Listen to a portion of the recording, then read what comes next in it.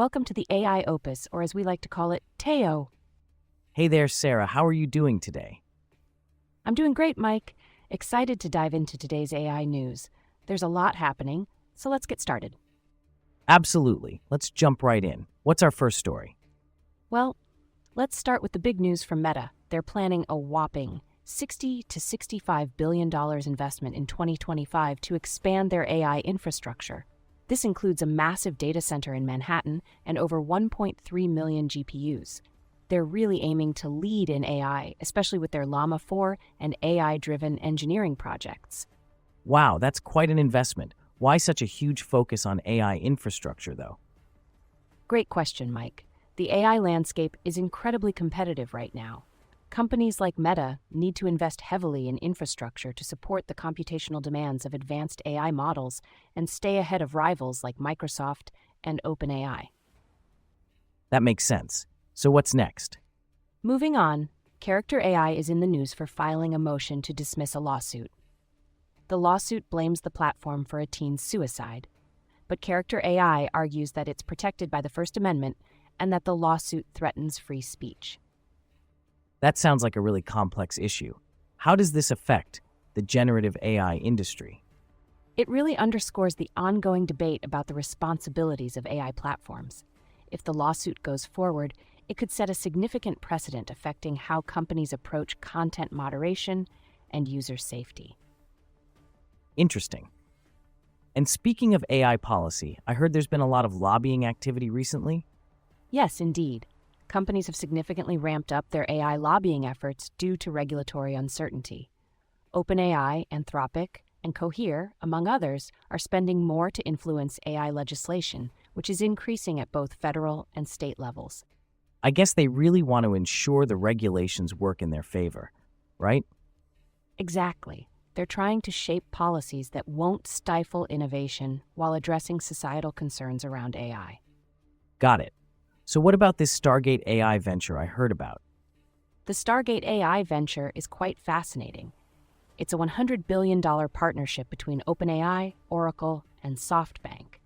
They're opting for solar and battery power for their data centers, which is quicker to deploy than nuclear or natural gas. This is in response to the urgent energy needs of data centers. That's a massive project. Why is solar power such a big focus here? Well, the energy crunch is a real concern. Solar power offers a scalable and renewable solution that can be deployed relatively quickly, which is crucial for meeting the demands of large-scale AI operations. That's smart. And how's the AI industry impacting researchers' well-being? Unfortunately, the rapid pace and intense competition are taking a toll on researchers' mental health. Stress, isolation, and burnout are common due to long hours and constant pressure to produce. That's tough.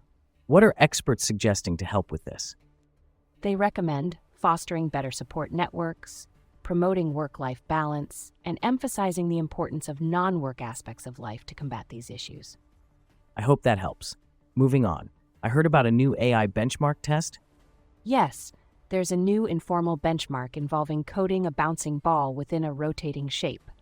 It's highlighting differences in AI models' reasoning and programming abilities, but the lack of standardization is a challenge for meaningful evaluation. Sounds intriguing. Why is standardization important here? Standardization ensures that benchmarks provide fair and consistent measures of AI capabilities. Without it, results can be misleading or incomparable. Makes sense. And what's this about Sam Altman's WorldCoin? WorldCoin, now rebranded as World, is using proof-of-personhood technology to verify AI agents acting on behalf of humans. This is to address the challenge of distinguishing humans from AI online and allowing controlled AI delegation. That sounds like it could be really useful. How does it integrate with OpenAI's new project? It ties in with OpenAI's new autonomous agent, Operator, which can perform tasks autonomously. This integration could help manage and authenticate AI actions online. Speaking of Operator, what does its launch mean for AI development? Operator signifies a move towards more agentic AI features, allowing for greater autonomy in task performance. This could have vast implications for the future of AI in various sectors. Fascinating stuff. And I heard that Mark Zuckerberg is making another big move. Yes, indeed. He's announced another $60–80 billion investment in AI infrastructure for 2025, focusing on data centers and aiming for 1.3 million GPUs, just like we mentioned earlier. It's all about staying competitive. It's clear Meta is going all in on AI. What about OpenAI's Stargate project? Any updates?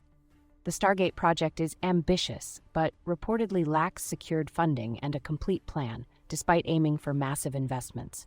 OpenAI and SoftBank have committed about $15 billion each, with hopes to raise more. Sounds like they have a long road ahead. And what's happening on the international front? Internationally, there's a lot happening too. China plans to train 1,000 robots by 2027, and companies like Unitree and Google's Gemini Live are making significant AI advancements. This shows a robust global interest in AI development. The AI race is truly global. And what's the latest in tech leadership? LTI-Mindtree has appointed Venu Lambu as CEO designate. He'll work with the current CEO to ensure a smooth leadership transition. Sounds like they're planning well for the future. And I heard about some significant investments in brain research in India. Yes, Chris Gopalakrishnan is investing heavily in brain research at IISc and IIT Madras, alongside supporting deep tech startups. His contributions aim to position India as a global leader in research and tackle healthcare challenges, especially for the aging population. That's impressive. And what about funding news? 11 Labs, a synthetic voice tech startup, raised a massive $250 million Series C round, valuing the company between $3 billion and $3.3 billion. There's been a huge demand for their AI voice tools across various industries. That's a big win for them.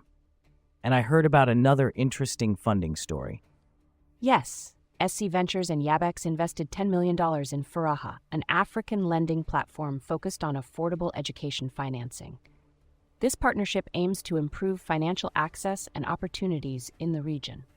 That could make a real difference for many people. Well, Sarah, what a packed episode. It really was, Mike. So many exciting developments in the AI world. Absolutely. Thanks for breaking it all down, Sarah, and thanks to everyone for tuning in. Yes, thank you all for joining us on TAO. Don't forget to stay curious and keep exploring the world of AI. Until next time. Take care, everyone.